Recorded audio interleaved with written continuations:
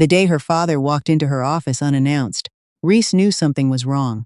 Not the kind of wrong that comes with bad news or an accident. The kind that sits in a man's shoulders when he's already made a decision and is only showing up to deliver it. She had been in the middle of reviewing structural plans for the Harmon Bridge renovation. 3 years of work, her biggest contract to date, when his shadow fell across her drafting table. She didn't even look up right away. She thought it was her assistant bringing coffee. Then she smelled his cologne, Old Spice, same as when she was 7 years old. "Dad," she set down her pen. "You didn't call. I didn't think you'd answer," he said. That was probably true. Her father, Eugene, was a large man who had gotten larger with age. Not fat exactly, but dense, the way old trees get when they stop growing up and start growing in. He pulled a chair from the corner of her office and sat down without being invited, the way he'd done her whole life, in her bedroom, at her college graduation dinner, at every table she'd ever tried to claim as her own. "I need you to come home this weekend," he said. Reese leaned back. "I have a deadline." "Reese, Dad. I have 3 engineers waiting on my sign-off by Monday morning. Whatever it is, can it wait?" He looked at her the way he always did when he'd already decided. The answer was no. Flat eyes, jaw set, the faintest tightening around his mouth that she'd learned to read long before she understood what it meant.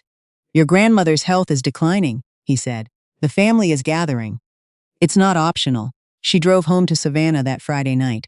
She told herself it was because of her grandmother, Nana Ruth, who was 81 and had been in and out of the hospital since winter. That part was true. But even on the highway with the windows down and the June air coming in hot and thick, something sat wrong in her chest. Her father hadn't asked her to come home in 4 years. Not since her mother passed. He wasn't a man who gathered people for comfort. He was a man who gathered people when he wanted something done. The house on Oleander Street looked the same as it always had.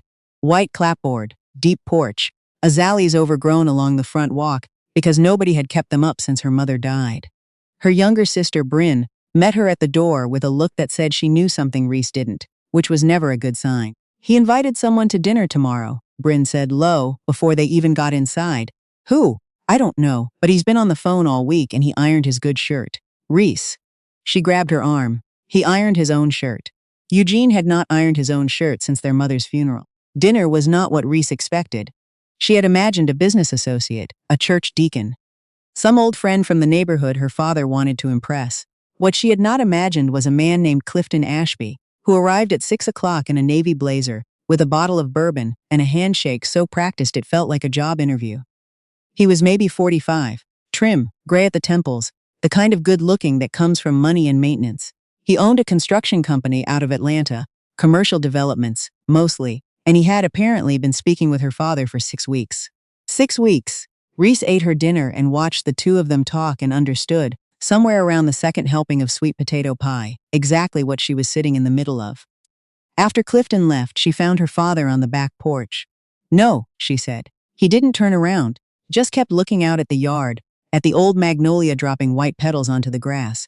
"You haven't heard what I'm asking. I don't need to. Dad, I'm 32 years old. I have a career. I have a life in Atlanta. You cannot." She stopped. Took a breath. "This is not 1955. Clifton is a good man. I'm sure he is. And I'm sure I don't need you selecting good men for me." He turned then, and she saw it. Not anger, which she could have handled, but something heavier, exhaustion.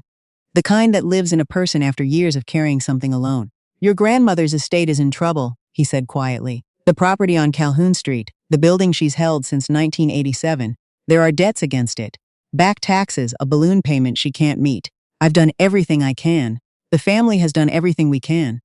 He folded his hands on the porch railing. "Clifton has offered to handle it, all of it, in exchange for me." Her voice came out flat. She hadn't meant it to. "For a marriage, a real one. He's not asking for something dishonest. He's asking to buy a wife, Dad." Eugene's jaw tightened. "He's asking to join this family. And in joining this family, he would protect what your grandmother spent her whole life building. That building has 12 tenants. 12 families. If it goes into foreclosure, don't." She held up her hand. "Don't make me responsible for 12 families because you couldn't fix the books." She went inside. She didn't sleep.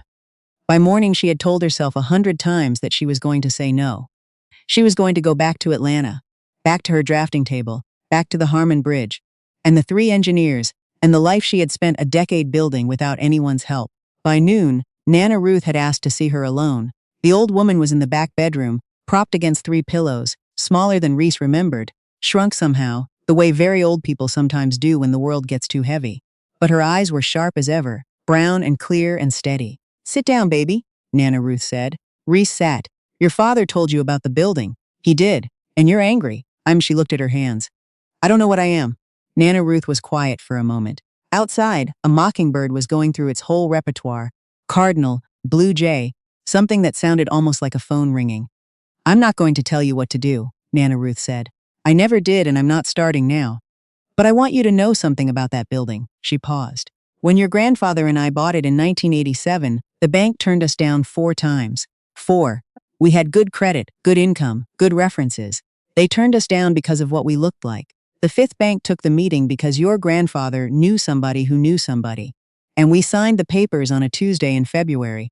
And we both cried in the parking lot after because we couldn't do it in front of the banker."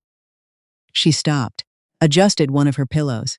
"I'm not asking you to sacrifice yourself for brick and mortar. I'm asking you to understand what that brick and mortar means." Reese drove back to Atlanta on Sunday. She sat with her drafting table and her bridge plans and her carefully ordered life, and she sat with what Nana Ruth had said, and after 4 days of not sleeping properly, she called her father. "Tell him I'll meet with him," she said. "Just to talk. That's all." She and Clifton met for dinner at a quiet restaurant in Buckhead. She had planned to be cold, professional. She had planned to ask her questions, assess the situation, and walk away with enough information to make a decision she could live with.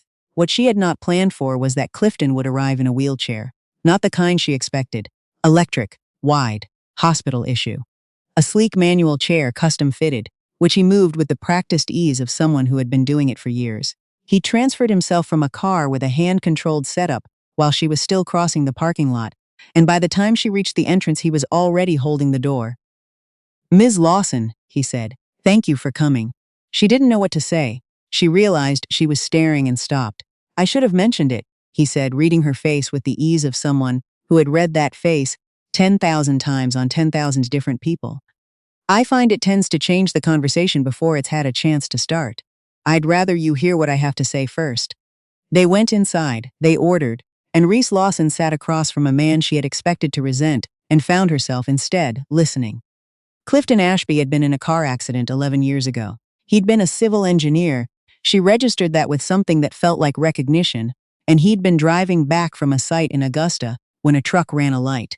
He had spent 14 months in rehabilitation, and another 2 years rebuilding his company from a hospital bed, and then a home office, and then slowly, the field again. "I'm telling you this not because I want sympathy," he said, "and not because I think it changes your situation. I'm telling you because you deserve to know who you're sitting across from." "Why my father?" Reese asked. "Of all the people, why this arrangement? Why not just," she searched for the right word, "date someone?" "Yes." He was quiet for a moment. He turned his water glass slowly on the tablecloth. "Because what I'm looking for isn't something dating apps are built for," he said. "I want a partner, a real one. Someone who comes into this with their eyes open, and their own reasons in their own life. Romantic love is," he paused. "Romantic love is something I believe can be built. I don't believe it has to come first." Reese drove home that night and sat in her parking garage for 20 minutes before going upstairs. She was not going to do this. She was absolutely not going to do this. She called Bryn. "He's in a wheelchair," she said. "I know," Bryn said. "Dad told me after you left." Bryn, is that the part that's the problem?" Reese opened her mouth, closed it, sat with the question. "No," she said finally.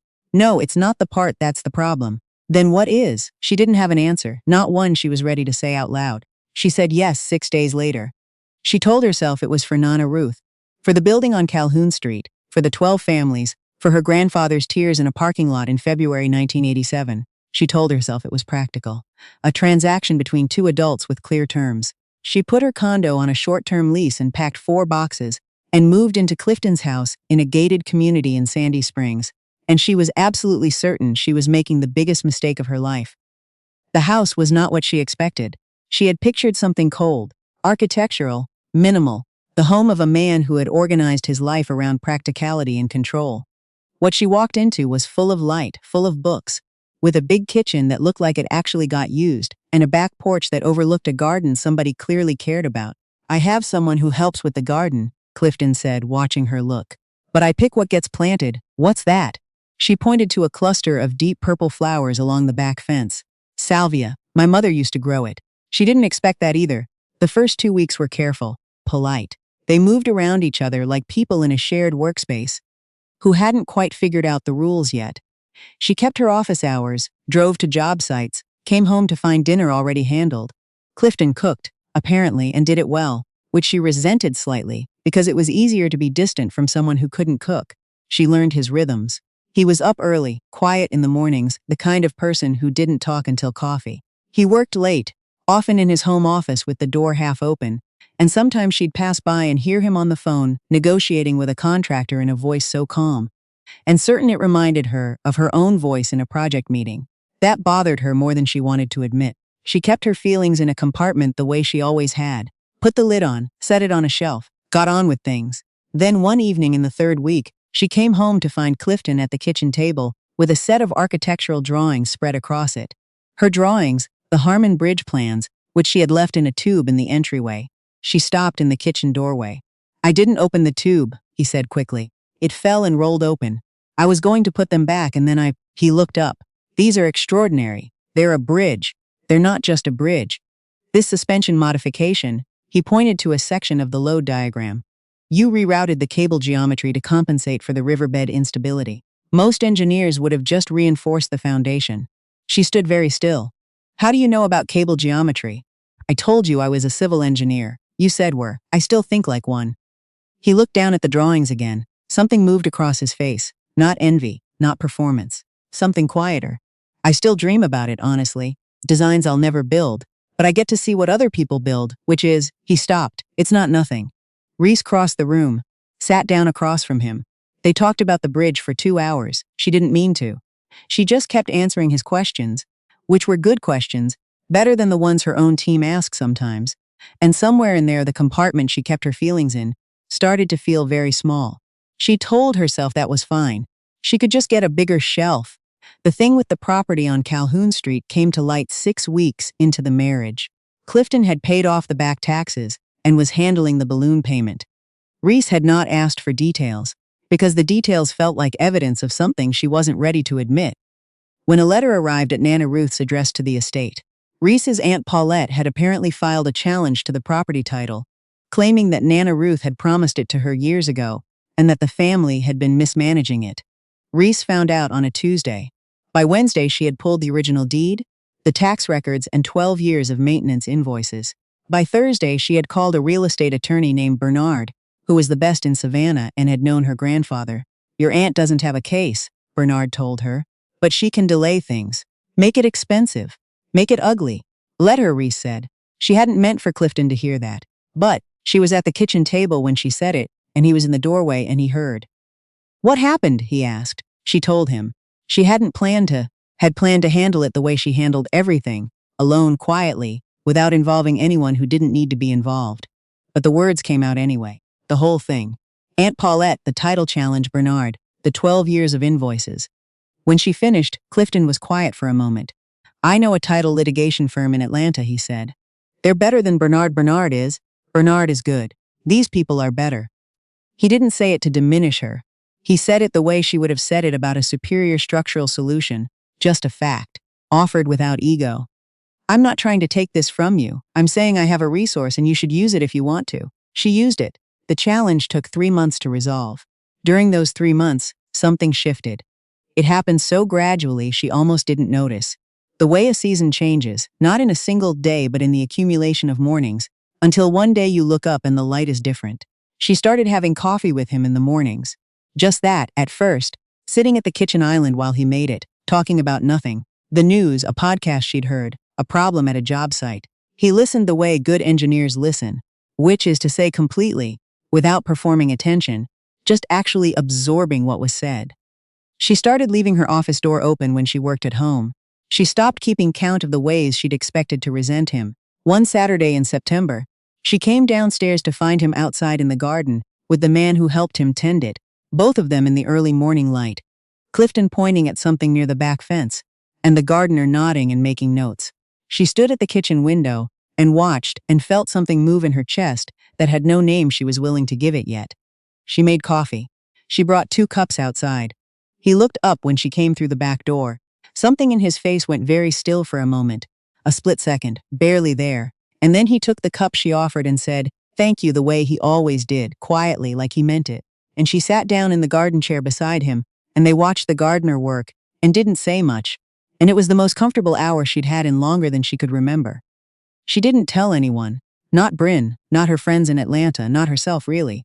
But she knew. The papers arrived the second week of October. They came to Clifton's office. She found out because his assistant called the house looking for him. And Clifton was on a site visit. And the assistant, Lenora, said only that there were documents requiring his immediate signature, and that it was related to the Ashby Development Group's primary holding company. When Clifton came home that evening, he was quieter than usual. She noticed but didn't ask. She made dinner, which had become something she did now, more often than not. Not because it was expected, but because she'd found she liked cooking in that kitchen with the light coming in from the garden. He came and sat at the counter while she cooked, which was also new. He didn't open his phone, which was unusual. "Something's happening with the company," she said. Not a question. He looked at her. "Yes, do you want to tell me?" He was quiet for a moment. "My brother," he said. "Half-brother. Elliot." Her attention sharpened slightly at the name. She had seen it in the company documents she'd looked over early in their arrangement. Elliot Ashby, a minority shareholder. He's been working with 2 of the board members to move the primary assets into a separate holding structure, which would effectively, he stopped, started again. It would cut me out of my own company. Reese set down the spoon. "Can he do that?"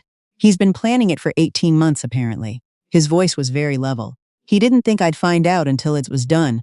But you found out. Because my assistant found a filing discrepancy and flagged it." He looked down at the counter. "Lenora's been with me for 9 years. She caught it." Reese stood on the other side of the counter and looked at him. At the set of his jaw, the steadiness of him, that she had come to recognize as effort, as a choice he made daily, to be steady, to keep the lid on things, and felt a surge of something she recognized from the worksite. From the moment you see a structure under stress that is holding but not going to hold forever. "Tell me everything," she said. They sat at the kitchen table until midnight. She went through every document he had, the shareholder agreements, the holding company filings, the board resolutions. Elliot and his allies had already pushed through. She had spent 12 years reading structural documents, and she read these the same way, looking for the load points, the weak connections, the places where the whole thing could fail or could be reinforced. "Here," she said, pointing to a clause in the original shareholder agreement. "The supermajority requirement. For any restructuring of primary assets, you need 75% of shareholders." "Who holds what?" he told her. She mapped it out on a notepad. Clifton's stake, Elliot's, the 2 board member allies, 3 additional minority shareholders who had not yet declared. "What do you know about these 3? She asked. 2 of them have been with the company since the beginning. They're not Elliot's people." He frowned. "The 3rd is a newer investor. I don't know where he stands." "Call him," she said. "Tonight if you can. People answer when you call late. It tells them it matters." He looked at her. Something in his face she hadn't seen before. Not gratitude exactly. "Something steadier than that," he called. The investor answered. He stood. By the end of the following week, Clifton had secured commitments from all 3 minority shareholders. The board voted. Elliot's restructuring motion failed by 2 votes. On the afternoon the vote came through, Reese was at a site meeting in Midtown when Clifton texted her a single line. It held. She smiled in the middle of a meeting and her project manager asked if she was okay. "Fine," she said. "Something good just happened." Elliot did not take the loss quietly. He filed a derivative lawsuit challenging the shareholder vote and called an emergency board meeting to demand a full audit of Clifton's management decisions. It was, Clifton told her, his standard playbook. When you lose the vote, make the victory as expensive as possible. What Elliot had not counted on was Reese. She had spent 3 weeks, in the evenings after work, going through 10 years of the Ashby Development Group's financial records. Not because she was asked to. Not because it was her job. Because she was the kind of person who could not see a structural problem without wanting to understand the whole load-bearing system. What she found was not what she expected. The audit Elliot demanded went ahead. Reese had prepared a counter-presentation, organized by department, cross-referenced with the original project cost projections, showing not only that Clifton's management had been sound but that one specific division, the one Elliot had been closest to over the past 3 years, showed a pattern of cost overruns and vendor payments that didn't match contracted terms. She walked into that boardroom on a Wednesday morning in November, and presented it with the same voice she used on construction sites, clear and level and not asking for approval. The board was very quiet. Elliot's attorney objected to the relevance of the financial analysis. One of the independent board members asked who had compiled it. My wife, Clifton said. The derivative lawsuit was dropped 11 days later. What happened after that was not dramatic. It did not arrive in a speech or a confrontation or a single clarifying moment. It arrived the way most real things do, sideways, quietly, in the accumulation of ordinary days. She came home one afternoon in December to find Clifton on the back porch, in the early dark, the garden winter bare, just the salvia still going along the back fence, improbably purple in the cold. He had a book open on his knee but wasn't reading it. She came and sat beside him without saying anything, and he didn't say anything either, and they sat like that for a while with the cold coming on and the sky going dark orange over the roofline. I owe you an apology, he said eventually. She looked at him. For what? For the way this started. He turned the book over in his hands. You deserved more choice in it than you got. I told myself you were coming in with clear eyes and your own reasons, and you were. But I also knew the pressure you were under, and I accepted the arrangement anyway, and he stopped. I've thought about that a lot. Reese was quiet for a moment. I'm not angry about how it started, she said. It surprised her, saying it, because it was true in a way she hadn't quite settled into until just then. I was. But I'm not anymore. Because it worked out? Because I know what I know now. She looked at the salvia. People get married for all kinds of reasons. Most of those reasons aren't love, at least not at first. They're family or stability or convenience or fear. That doesn't mean they can't become something real. He was looking at her. She kept looking at the garden. Has it, he asked, become something real? The back porch light was on, casting yellow light across the porch boards and the edge of the garden. The salvia was very still. She could hear traffic from somewhere far away, and a dog barking 2 streets over, and the ordinary nighttime sounds of a neighborhood settling in. Yes, she said, I think it has. She did not move closer to him and he did not move closer to her. They just sat there in the cold in the yellow light, with the purple flowers going dark at the back of the garden, and it was enough. It was for that moment exactly enough. In the spring, the Ashby Development Group promoted Reese to the position of Chief Development Officer, a role that had not existed before, created by the board on Clifton's recommendation to integrate architectural oversight directly into the company's project pipeline. She kept her independent contracts, including the Harmon Bridge, which opened to traffic in April with her name on the dedication plaque. Nana Ruth came up from Savannah for the opening, her first real trip since winter, wrapped in a good coat and sitting in the front row with a steadiness in her face that made Reese's eyes sting. After the ceremony, when the crowd had thinned and the family was drifting toward the restaurant where they'd reserved a room, Nana Ruth found her standing at the bridge rail looking out at the river. Your grandfather would have stood right here, Nana Ruth said. Reese nodded. Her throat was tight. You did good, baby. Nana Ruth's hand found hers on the rail, not just the bridge. Reese looked sideways at her. Were you in on it? The whole arrangement? Nana Ruth's eyes were sharp and clear and not at all innocent. I'm 81 years old, she said. I've been sick 3 times and recovered 4. I might have planted a small seed, Nana Ruth. I met Clifton Ashby at a community development meeting in 2022 and I thought, that man has the same eyes your grandfather had. She patted Reese's hand once, firmly. The rest is just paperwork. Reese laughed. It came out wet at the edges. On the drive home that evening, Clifton was quiet in the passenger seat the way he got when he was thinking about something he'd decided not to say yet. She had learned to wait. They crossed the city on the highway, with the Atlanta lights spreading out on both sides, and the radio on low, and the night warm for April. And somewhere around the interchange, she reached across the console and found his hand. He turned it over and held hers without looking away from the road ahead. She thought about the building on Calhoun Street, 12 families, her grandfather crying in a parking lot. She thought about a structural drawing spread across a kitchen table and a man who could still read load diagrams in his sleep. She thought about salvia in a winter garden and a board meeting in November and a text message that said it held. She thought, sometimes what holds you together isn't what you chose first. Sometimes it's what you built after. Sometimes it's what you walked into blind and stayed for on purpose, one ordinary day at a time, until the thing you made was stronger than anything you could have designed alone. The city lights blurred past. Clifton's hand was warm. The road stretched on ahead of them, lit and long and entirely theirs.